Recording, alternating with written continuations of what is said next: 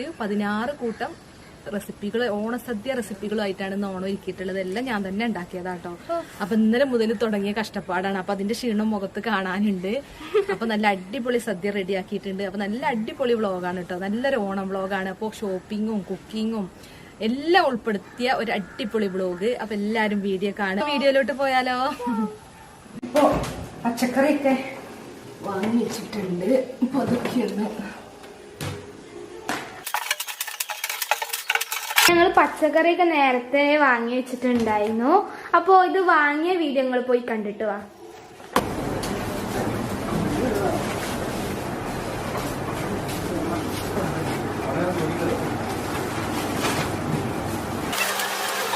പച്ചക്കറികൾ ഇതൊക്കെയാണ് കേട്ടോ. ഒരു വലിയൊരു കുമ്പളങ്ങ ഉണ്ട്, പിന്നെ ക്യാബേജ് തോരൻ വെക്കാന്ന് വിചാരിച്ചു, പിന്നെ മേക്ക് പുരട്ടിക്ക് പയറാണ് വാങ്ങിയിട്ടുള്ളത്, പിന്നെ അവിയലിനൊക്കെ വേണമല്ലോ. അപ്പൊ ഇതൊക്കെ അദ്ദേഹം കേട്ടോ. ഇനി നമുക്ക് ബാക്കിയുള്ളതൊക്കെ നോക്കാം. ഞാൻ കുറച്ച് ആവശ്യത്തിന് മാത്രമേ വാങ്ങിയിട്ടുള്ളൂ കേട്ടോ. അതൊക്കെ നന്നായി നനഞ്ഞിട്ടുണ്ട്. കണ്ട ക്യാരറ്റ് വാങ്ങിയിട്ടുണ്ട്. ക്യാരറ്റ് പിന്നെ എന്താണെങ്കിലും വേണമല്ലോ അവിയലിലൊക്കെ ഉണ്ടാക്കാന്. പിന്നെ ഇതാണ് ബീട്രൂട്ട് പച്ചടിയോ കിച്ചടിയോ അങ്ങനെ എന്തെങ്കിലുമൊക്കെ വെക്കാന്ന് വിചാരിച്ചിട്ടുണ്ട്. പിന്നെ പച്ചമുളകാണ്, അത് പിന്നെ നമുക്ക് മാറ്റിയേക്കാം. പച്ചമുളക് പിന്നെ പ്രശ്നമല്ല. പിന്നെ കണ്ടോ വഴുതനങ്ങ വാങ്ങിച്ചിട്ടുണ്ട്, പിന്നെ ചെരങ്ങ പടവലങ്ങ എന്താ അതിന് പറയാ അതുണ്ട് കേട്ടോ.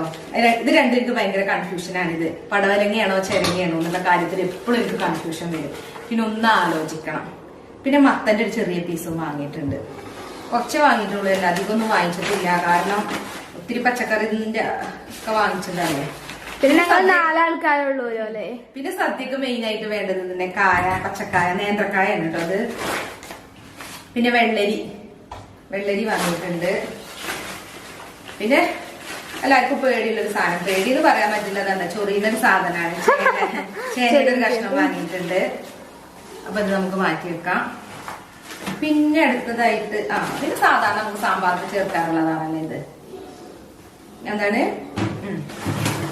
ഇത് പിന്നെ പരിയേണ്ട ആവശ്യമൊന്നുമില്ല. പിന്നെ ലേഡീസ് ഫിംഗർ, പിന്നെ പൊട്ടറ്റോ സവാളയൊക്കെ കിച്ചണിൽ അവിടെ ഉണ്ട് കേട്ടോ. അപ്പൊ അത് നമുക്ക് ആവശ്യം ഉണ്ടാവുമ്പോ എടുക്കാം. ഓക്കെ, അപ്പൊ നമുക്ക് ഇതൊക്കെ ഒന്ന് കഴുകി വൃത്തിയാക്കി കട്ട് ചെയ്യണം. അപ്പൊ പയറൊക്കെ ഞാനിവിടെ കട്ട് ചെയ്തെടുത്തിട്ടുണ്ട്. അപ്പൊ മേക്ക് പുരട്ടിക്കുള്ള വെജിറ്റബിൾസ് കട്ട് ചെയ്ത് റെഡി ആക്കിയിട്ടുണ്ട് കേട്ടോ. പയറ് പിന്നെ ഈസി അല്ലേ. പിന്നെ ചിലരൊക്കെ പയറ് പൊട്ടിക്കാറാണ്. ഞാൻ എന്താണെങ്കിലും വേഗത്തിന് വേണ്ടി കട്ട് ചെയ്തെടുത്തു. ഇനി നമുക്കിത് വെള്ളമൊക്കെ ഒഴിച്ച് കുറച്ചു നേരം വൃത്തിയാക്കാൻ വെക്കാം.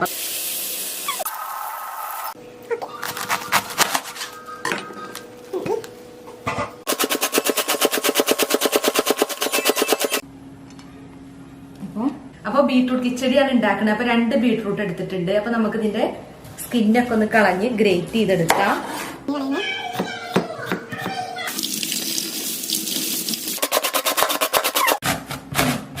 അപ്പൊ ഇത്രയും മതി, ഇതൊക്കെ ഒന്നും എടുക്കുന്നില്ല.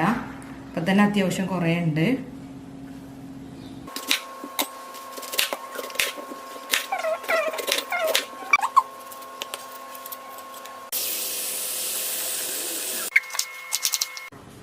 അപ്പൊ നമുക്ക് പച്ചടിക്കുള്ള വെള്ളരിക്കെല്ലാം കട്ട് ചെയ്തെടുത്തിട്ടുണ്ട്. അപ്പൊ അവിയലിന് കട്ട് ചെയ്യാണ്. അവിയലിന് കട്ട് ചെയ്യാനാണ് നല്ലൊരു ഇടങ്ങേറ് പിടിച്ചൊരു പണിയാണ്. ഒരേ ഇതിലായി കിട്ടണ്ടേ. അപ്പൊ ഞാന് കാളനും അതുപോലെ കൂട്ടുകറിക്കുള്ളത് അരിഞ്ഞു വെച്ചിട്ടുണ്ട്. ഇത് മതി പോലെ, ഇത്രയൊന്നും വേണമെന്നില്ല. ഈ ബാക്കി വേസ്റ്റ് കഷ്ണങ്ങൾ നമുക്ക് സാമ്പാറിൽ ഇട്ട് കൊടുക്കാം. എങ്ങനെയുണ്ട് ഐഡിയ? അങ്ങനെയാണ് പച്ചക്കറി കരിയുമ്പോഴുള്ള ചില സൂത്രപ്പണികൾ കേട്ടോ.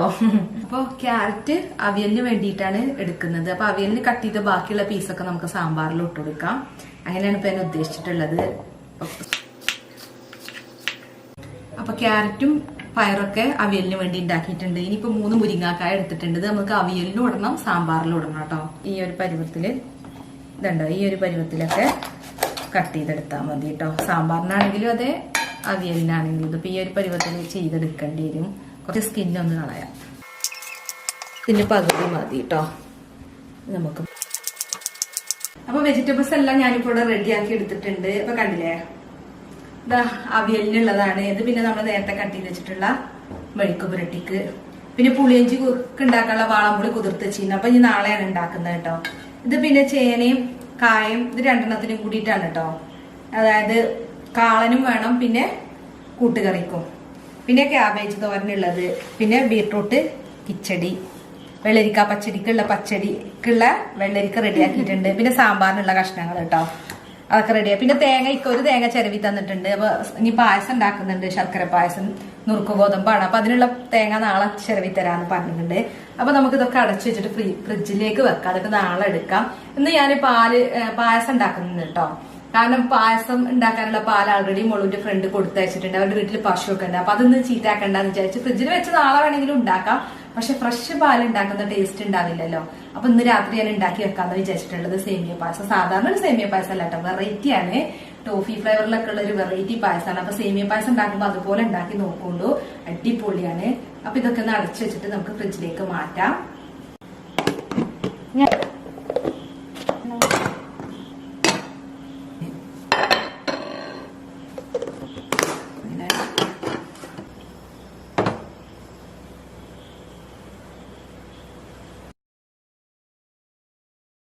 അപ്പൊ സദ്യ ഉണ്ടാക്കുന്ന പരിപാടിയൊക്കെ തുടങ്ങിയിട്ടുണ്ട് കേട്ടോ. ആദ്യം ചോറ് തിളപ്പിക്കാൻ വെച്ചിട്ടുണ്ട്. അപ്പോൾ ചോറ് തിളക്കാൻ വെച്ചിട്ടുണ്ട്. ആ സമയം കൊണ്ട് ഞാൻ സാമ്പാറിലേക്കുള്ള പരിപ്പൊന്ന് കഴുകി വെച്ചിട്ടുണ്ട്. അപ്പൊ പരിപ്പ് ഒന്ന് വേവിക്കാം. അപ്പൊ കുക്കറിലാണ് കേട്ടോ ചെയ്യുന്നത്, വേഗം പരിപാടിക്ക് വേണ്ടിയിട്ട്. അപ്പോൾ ഇനി അടുത്തത് നോക്കാം നമുക്ക്.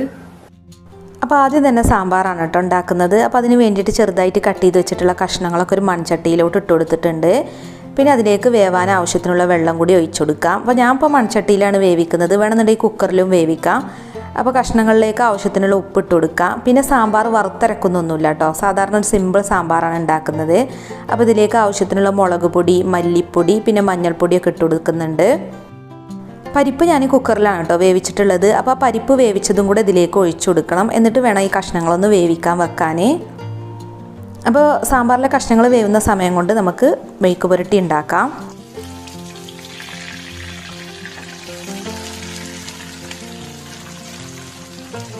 പയർ വെച്ചിട്ടാണ് ഇപ്പോൾ മെഴുക്ക് പുരട്ടി ഉണ്ടാക്കുന്നത്. അപ്പോൾ ഇതൊക്കെ എല്ലാവർക്കും ഉണ്ടാക്കാൻ അറിയുന്ന കാര്യം തന്നെയാണ്, അതുകൊണ്ട് ഞാൻ ഡീറ്റെയിൽഡ് ആയിട്ടൊന്നും കാണിക്കുന്നില്ല. അപ്പോൾ പയറിലേക്ക് വേവിക്കാനുള്ള ആവശ്യത്തിനുള്ള വെള്ളം ഒഴിച്ചു കൊടുത്തിട്ടുണ്ട്. പിന്നെ ആവശ്യത്തിനുള്ള ഉപ്പും കൂടെ ഇട്ട് കൊടുത്ത് നന്നായിട്ടൊന്ന് മിക്സ് ചെയ്തിട്ട് ഇത് അടച്ച് വെച്ച് വേവിക്കുകയാണ്. അപ്പോൾ കുക്കിംഗ് എളുപ്പമാവാനും പെട്ടെന്ന് തീരാനും വേണ്ടിയിട്ട് മെഴുക്ക് പുരട്ടി സാമ്പാറും ഞാൻ അപ്പുറത്തെ വർക്ക് ഏരിയയിലെ ഗ്യാസ് അടുപ്പിലോട്ട് മാറ്റിയിട്ടുണ്ട് കേട്ടോ. ഇവിടെ ഇപ്പോൾ ഞാനൊരു സ്റ്റീലിൻ്റെ ചട്ടി ചൂടാക്കിയിട്ട് അതിലോട്ട് കുറച്ച് കടുക്, പിന്നെ കുറച്ച് ഉഴുന്ന്, പിന്നെ വറ്റൽമുളക്, കറിവേപ്പിലേക്ക് ഇട്ടിട്ടുണ്ട്. പിന്നെ കുറച്ച് മഞ്ഞൾപ്പൊടി കൂടി ഇട്ട് കൊടുക്കുകയാണ്. ഇതെന്തിനാന്ന് വെച്ചാൽ തോരൻ ഉണ്ടാക്കാനാണ് കേട്ടോ. ക്യാബേജ് തോരനാണ് ഉണ്ടാക്കുന്നത്, കാരണം ഋഷുവിന് ക്യാബേജ് തോരനാണ് നല്ല ഇഷ്ടം, അതുകൊണ്ടാണ് തോരൻ ക്യാബേജ് കൊണ്ട് ആക്കുന്നത്. അപ്പോൾ ഇത് നന്നായിട്ടൊന്ന് മിക്സ് ചെയ്തെടുത്തിട്ടുണ്ട്. ഇനി നമ്മളിതിലേക്ക് അരപ്പ് റെഡിയാക്കണം കേട്ടോ. അപ്പോൾ അതിന് വേണ്ടിയിട്ട് ഞാൻ പച്ചമുളകും തേങ്ങയൊന്ന് ഒതുക്കി എടുത്തിക്കുകയാണ്. അതും കൂടെ ഇതിലേക്ക് ഇട്ടിട്ട് നന്നായിട്ടൊന്ന് മിക്സ് ചെയ്യുക. അപ്പോൾ ക്യാബേജ് വെന്തതിന് ശേഷമാണ് കേട്ടോ തേങ്ങ ഒതുക്കി ഇട്ടിട്ടുള്ളത്. അപ്പോൾ ഈ സമയമായപ്പോഴേക്കും സാമ്പാറുള്ള കഷ്ണങ്ങളൊക്കെ കുക്കായിട്ടുണ്ട്. അപ്പോൾ അതിനി ഇവിടെ തന്നെ കൊടുന്ന് വെച്ചു കേട്ടോ അപ്പുറത്തെ അടുപ്പിലോട്ട്. ഇനി ഇതിലേക്ക് ആവശ്യത്തിനുള്ള പുളിവെള്ളമാണ് ഒഴിച്ചു കൊടുക്കുന്നത്. ഇനി സാമ്പാർ താളിക്കണം.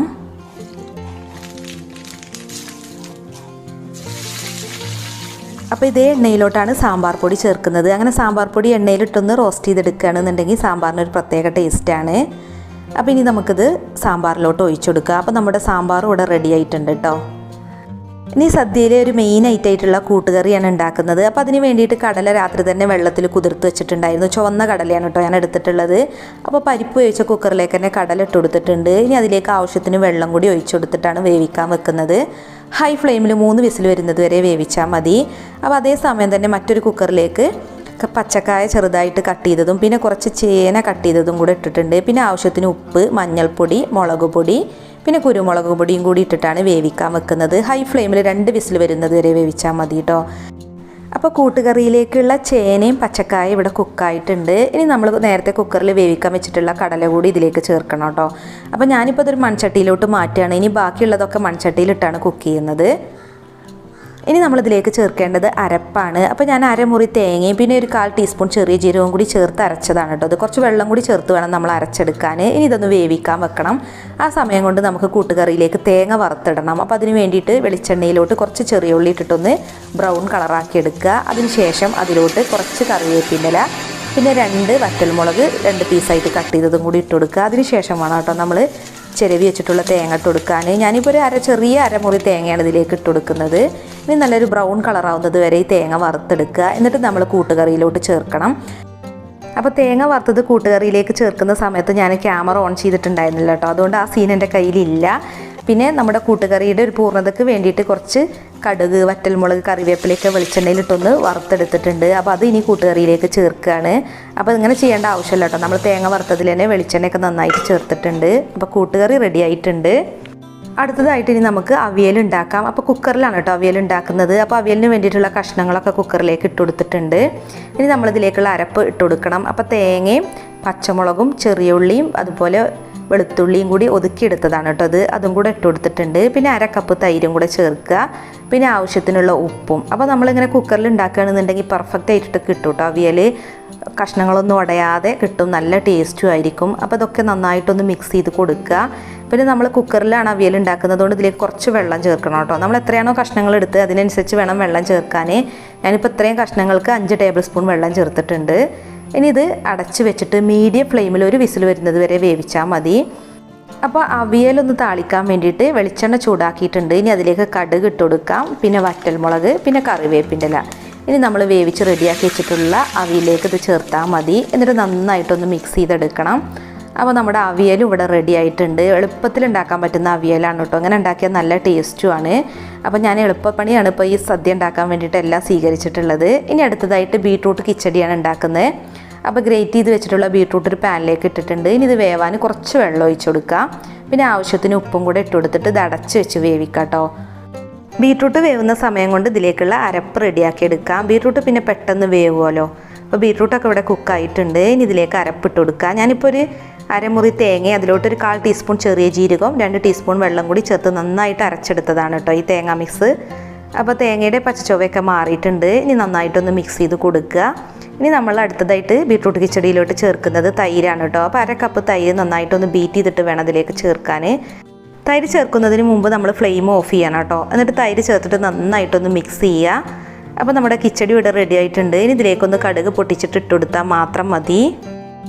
കിച്ചടി താളിക്കാൻ വേണ്ടിയിട്ട് പതിവ് പോലെ തന്നെ വെളിച്ചെണ്ണ ചൂടാക്കുക. എന്നിട്ട് അതിലോട്ട് കടുക്, വറ്റൽമുളക്, കറിവേപ്പിലയൊക്കെ ഇട്ട് കൊടുക്കുക. അപ്പോൾ ഇന്നത്തെ വീഡിയോയിൽ കിച്ചടി വരെയുള്ളൂ കേട്ടോ ഞാൻ കാണിക്കുന്നത്. ബാക്കി കുറേ റെസിപ്പികൾ നാളത്തെ വീഡിയോയിലാണ് കാണിക്കുന്നത്. അപ്പോൾ ഒന്നിച്ച് കാണിക്കാൻ നിന്നാൽ നമ്മുടെ വീഡിയോ നല്ല ലെങ്തി ആയിട്ട് പോവും. അപ്പോൾ ഇന്ന് നമ്മൾ ബാക്കി വെച്ചിട്ടുള്ള ഓണസദ്യ റെസിപ്പികളും അതുപോലെ കുട്ടീസിൻ്റെ പാട്ടും ഡാൻസും പിന്നെ നമ്മൾ ഓണസദ്യ കഴിക്കുന്ന രസകരമായ നിമിഷങ്ങളും പിന്നെ നമ്മുടെ കളർഫുൾ ആയിട്ടുള്ള ഓണാഘോഷമൊക്കെ നാളത്തെ എപ്പിസോഡിലാവട്ടോ ഉണ്ടാവുക. അപ്പോൾ ഇന്നലെ നമ്മുടെ പുതിയ ചാനലായിട്ടുള്ള ഒരു കൊച്ചു ഫാമിലിയിൽ നമ്മുടെ കളർഫുൾ ഓണം സെലിബ്രേഷൻ്റെ വീഡിയോ ഇട്ടിട്ടുണ്ടായിരുന്നു കേട്ടോ. നല്ല അടിപൊളി വീഡിയോ ആണ്. അപ്പോൾ കാണാത്തവരൊക്കെ ഒന്ന് കാണുക, സപ്പോർട്ട് ചെയ്യുക. അപ്പോൾ നിങ്ങൾക്ക് ഇന്നത്തെ ഈ വീഡിയോ ഇഷ്ടമായി എന്നുണ്ടെങ്കിൽ ലൈക്ക് ചെയ്യുക, ഷെയർ ചെയ്യുക, പിന്നെ നിങ്ങളുടെ വിലയേറിയ അഭിപ്രായങ്ങൾ കമൻറ്റ് ചെയ്യാനും മറക്കരുതേ. അപ്പോൾ നാളത്തെ അടിപൊളി കളർഫുൾ ഓണം സെലിബ്രേഷൻ്റെ വീഡിയോ ആയിട്ട് നമുക്ക് വീണ്ടും കാണാം. താങ്ക്